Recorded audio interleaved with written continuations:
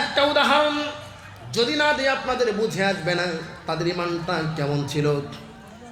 ইসলামের প্রথম শহীদ মহিলা যাকে বলা হয় হযরতে সুমাইয়া রাদিয়াল্লাহু তাআলা আনহা, নামটা শুনেছেন? অত্যন্ত দরিদ্র মানুষ, হাবশী ছিলেন, কালো কুচকুচে তার দেহ ছিল। তার স্বামীর নাম হলো ইয়াসির, সন্তানের নাম হলো আম্মার। এই তিনজন মিলে ইসলাম গ্রহণ করলেন। আম্মারের বয়স 20 থেকে 22 বছর, তার মানে তাগড়া জোয়ান, ঠিক নয় কি? সুমাইয়া রাদিয়াল্লাহু তাআলা আনহার বয়স 55 থেকে 60 বছর, তার মানে বৃদ্ধা। মা আর সন্তান একসাথে হেঁটে হেঁটে যায়। প্রতিমধ্যে আবু জেহেলের সাক্ষাৎ। আবু জেহেল ডাক দেয়া বলে, সুমাইয়া, শুনলাম তোমরা নাকি সপরিবারে মোহাম্মদের কালেমা পড়ে মুসলমান হয়েছ। সুমাইয়া মাথা উঁচু করে ডাক দেয়া বলে, আবু জেহেল, যা শুনেছ ঠিক শুনেছ। আমরা সপরিবারে মোহাম্মদের কালেমা পড়ে ইসলামের সুশীতল ছায়াতলে আশ্রয় গ্রহণ করেছি, বলি সুবহানাল্লাহ। আবু জেহেলের মেজাজ গরম, আবু জেহেলের মেজাজ গরম। একে তো কালেমা পড়েছ, আবার আমার সামনে বুক উঁচু করে কথা বলে, এত বড় সাহস! কেননা সুমাইয়া তারা ছিল কৃতদাস, তাদের ব্যাকগ্রাউন্ড ছিল না, কোনো শক্তি ছিল না। সমাজে দেখবেন যেই মানুষটা সবচাইতে বেশি দুর্বল, ওই মানুষটার উপরে সবলরা বেশি বেশি জুলুম করে। কথা বলে ঠিক কিনা? দুর্বলদের উপরে জুলুম আছে না নাই? কথা বলেন আছে নাই? সুমাইয়া হলো দুর্বল, তার ব্যাকগ্রাউন্ড নাই, আঘাত করলে প্রতিবাদ করার মতো কেউ নাই, সমাজে তেমন কোনো গ্রহণযোগ্য ব্যক্তি না। দেখবেন নেতার সামনে যদি কেউ বিড়ি খায়, নেতা ধমক দেয়, এত বড় সাহস আমার সামনে বিড়ি খায়, অথচ নেতায় গাঞ্জা খায়। আছে না নাই? নেতা খায় কি? গাঞ্জা। তার সামনে যখন বিড়ি খায় তখন ধমক দেয়, এত বড় সাহস আমার সামনে বিড়ি খায়। তার মানে সে যত অপরাধ করুক না কেন ওটা অপরাধী না। সাধারণ মানুষ অপরাধ করলে এটা নজরে পড়ে, ঠিক নয় কি? আবু জেহেল মেজাজ গরম হয়ে গেল। এত তো কালেমা পড়েছো, আবার অপরদিকে আমার সামনে বুক ফুলিয়ে বলো কালেমা পড়েছি। কোনো চিন্তা ভাবনা না করে সপাটে 55 থেকে 60 বছর বয়স বৃদ্ধা মহিলা সুমাইয়ার গালে জোরে একটা থাপড় মারলেন। এমন জোরে থাপড় মারলেন, সুমাইয়া রাদিয়াল্লাহু তাআলার গাল কেটে মুখ দিয়ে রক্ত ঝরতেছে।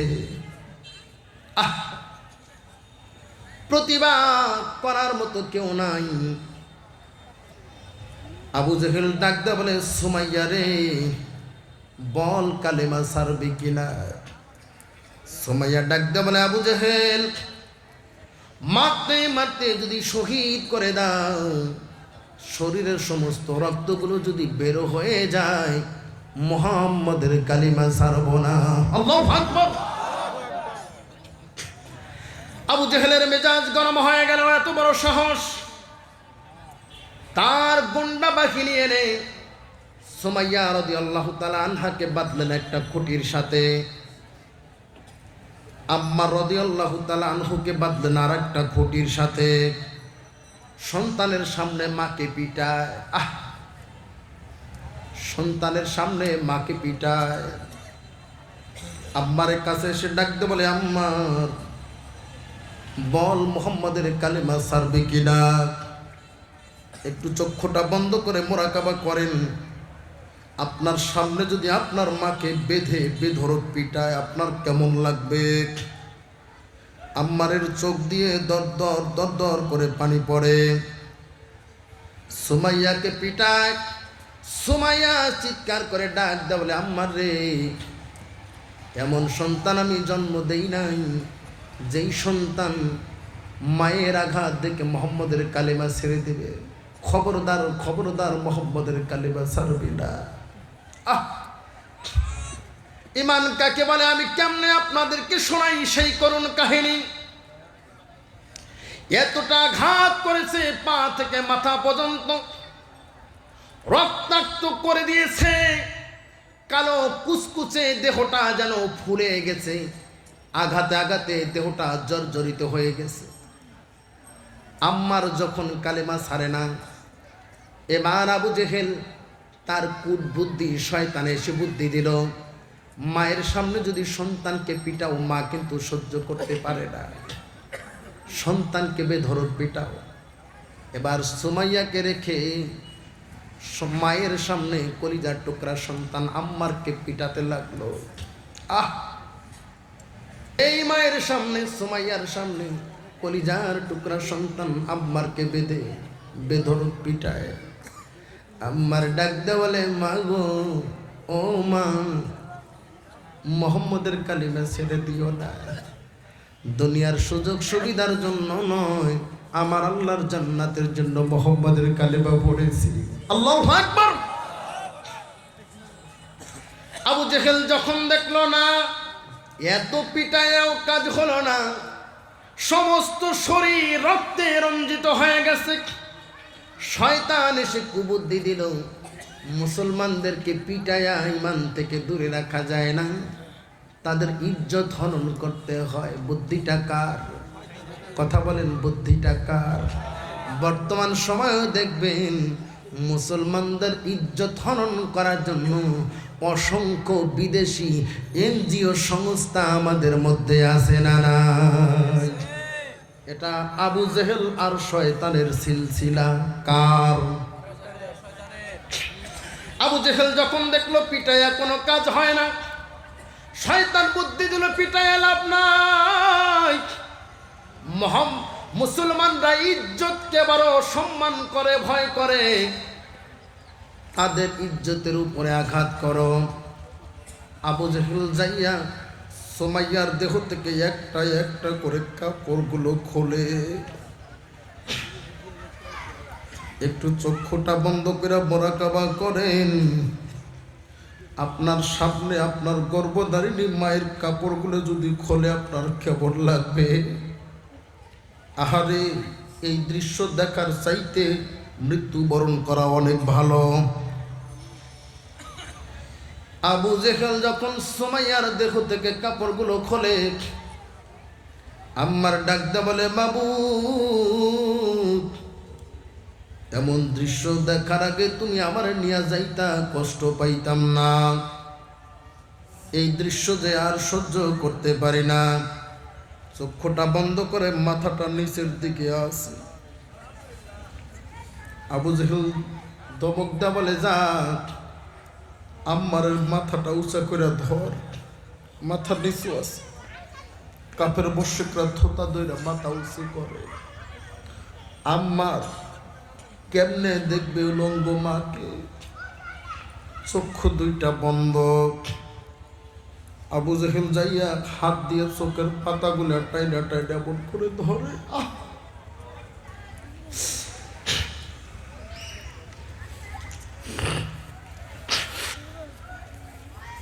কেমনে বুঝাই? আম্মারের চোখের পাতাগুলো যখন টাইনা টাইনা ধরে, চোখ দিয়ে দর দর দর দর করে পানি পড়ে। আবু জেহেল ডাক দে বলে, আম্মার রে, এখনো কি মোহাম্মদের কালিমা ছাড়বি না? সুমাইয়া ডাক দে বলে, আম্মার, খবরদার খবরদার, আমি সুমাইয়াকে যদি মেরেও ফেলে, খবরদার কালিমা ছাড়বি না। মুহাম্মাদের কালিমা যদি ছেড়ে দাও, কিয়ামতের দিবসে আমি কিন্তু তোমার সন্তান হিসেবে গ্রহণ করব না। চিন্তা করেন কেমন ঈমান, কেমন মা আর কেমন সন্তান। সুমাইয়া যখন এমন কথা বলে, আবু জেহেলের মেজাজ যেন আরো গরম হয়ে যায়।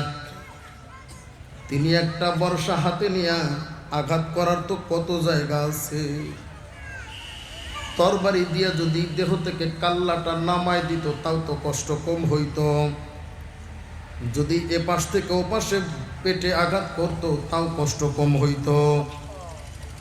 দুষ্ট আবু জেহেল সন্তানের সামনে বর্ষাটা দিয়া বৃদ্ধ মা সুমাইয়ার লজ্জা স্থান বরাবর আহারে সন্তান কেমনে সহ্য করে, কেমনে আপনাদের বুঝায়। সুমাইয়ার লজ্জা স্থান বরাবর যখন বর্ষাটা মারছে, লজ্জা স্থানে বর্ষাটা লেগে এক পাশ থেকে অপর পাশে বের হয়ে গেছে। সুমাইয়া ডাক দিয়ে বলে, রে আম্মার, যদি মোহাম্মদের দেখা পাও বলে দিও রে, জীবন দিয়েছি, ইজ্জত দিয়েছি, শরীরের সমস্ত রক্তগুলো আমি দিয়েছি, এক ফোঁটা রক্ত থাকতে মোহাম্মদের কালেমা সারি নাই। উলঙ্গ মানুষ, রক্তাক্ত দেহটা যখন পড়ে আছে, আমি কেমনে আপনাদের শোনাই। আমার আল্লাহ ডাক দেয়া বলে, রে ফেরেশতাদেরই করিস না, কাফের মুশরিকরা আমার সুমাইয়ার দেহ থেকে কাপড়গুলা খুইলা নিছে, দুনিয়ার কাপড় আমি আর সুমাইয়ার পরাইতে চাই না, আমার জান্নাতের পোশাক পরাইয়া দে।